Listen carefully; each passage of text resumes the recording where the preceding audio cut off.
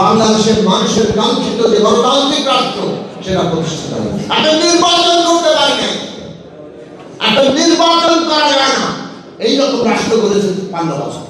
এত মানুষের আত্মত্যাগ, যদি ৭১-এর পরে ৭২ জন আমাদেরকে হতাশ করেছে, ৯০-এর পরে ৯১ সালও হতাশ করেছে।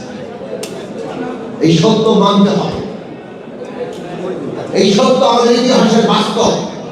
আমরা আমাদের দেশের ইতিহাসের নানান বয়ান দেখি, যে সমস্ত বয়ানের মধ্য দিয়ে তারা নিজেদের সংকীর্ণ ব্যক্তি গোষ্ঠী স্বার্থ রক্ষা করার চেষ্টা করে, একটা ভয়ঙ্কর অপশাসনকে জায়েজ করার চেষ্টা করে, কিন্তু সেগুলি টেকে না।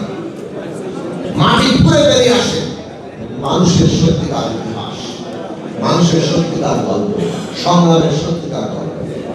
আমাদের স্বাধীনতা সংগ্রামে গণমানুষের যে ধারা, সেই ধারাকে চাপিয়ে দেওয়ার চেষ্টা করা হয়েছে। শহীদ আসাদ ছিলেন আমাদের গণমানুষের সংগ্রামের ধারার এক উজ্জ্বল প্রতীক। রাজনৈতিকভাবে নিজেকে প্রস্তুত করে একটা সংগ্রামের সম্মুখ সারিতে যাওয়া এবং নিজেকে আত্মোৎসর্গ করা, এইটা নিজের মধ্যে অখণ্ডতার চূড়ায় পৌঁছলে, কথাটা চিন্তা যখন অখণ্ডতার সৃষ্টি হয়, একটা মানুষ সেই জায়গায় পৌঁছায়। আর একটা মানুষ যখন রাজনৈতিকভাবে সিদ্ধান্ত নিয়ে সেই জায়গায় পৌঁছায়, তার চেয়ে মহত্তম মানুষ ইতিহাসে একটা হয় না। আসাদের মন্ত্র ছিল জনগণের গণতন্ত্র প্রতিষ্ঠার জন্য, স্বাধীনতার জন্য আসাদ লড়াই করেছে। আসাদের স্বাধীনতার চেতনায় মানুষের মুক্তি ছিল, সেই মানুষের মুক্তি আসেনি।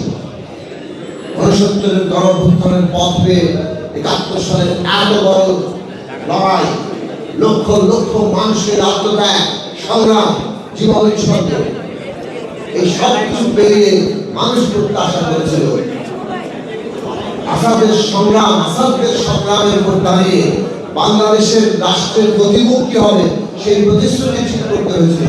এই রাষ্ট্র তার নাগরিকদের জন্য সাম্য, মানবিক মর্যাদার সমাজ ন্যায় প্রতিষ্ঠা করবে।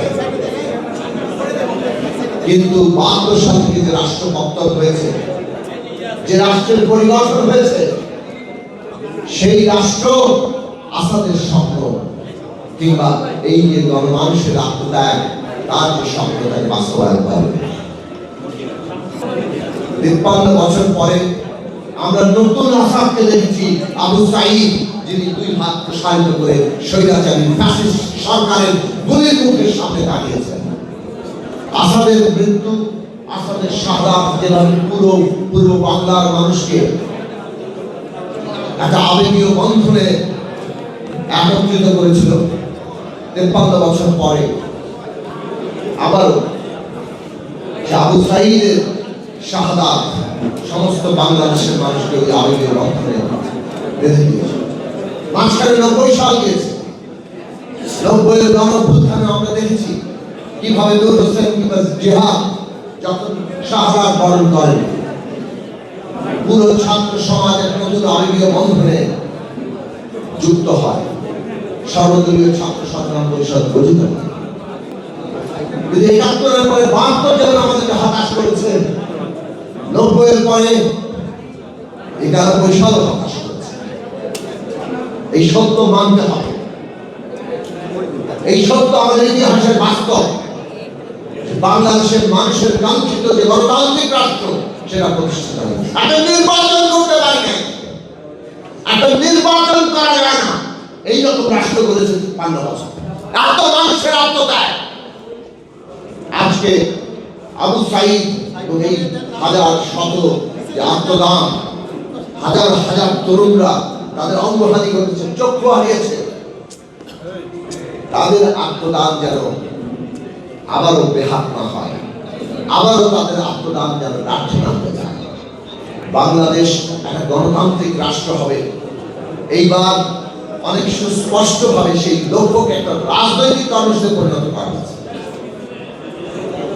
বিএনপির মতো বড় দল যারা এই রাষ্ট্র ক্ষমতায় ছিল, এই রাষ্ট্র ক্ষমতার যত দোষগুণ তার অংশীদার বিএনপিও, তারাও এই রাষ্ট্র ব্যবস্থা বদলাতে হবে এই সিদ্ধান্ত এবং এই কর্মসূচি সামনে রেখেছে।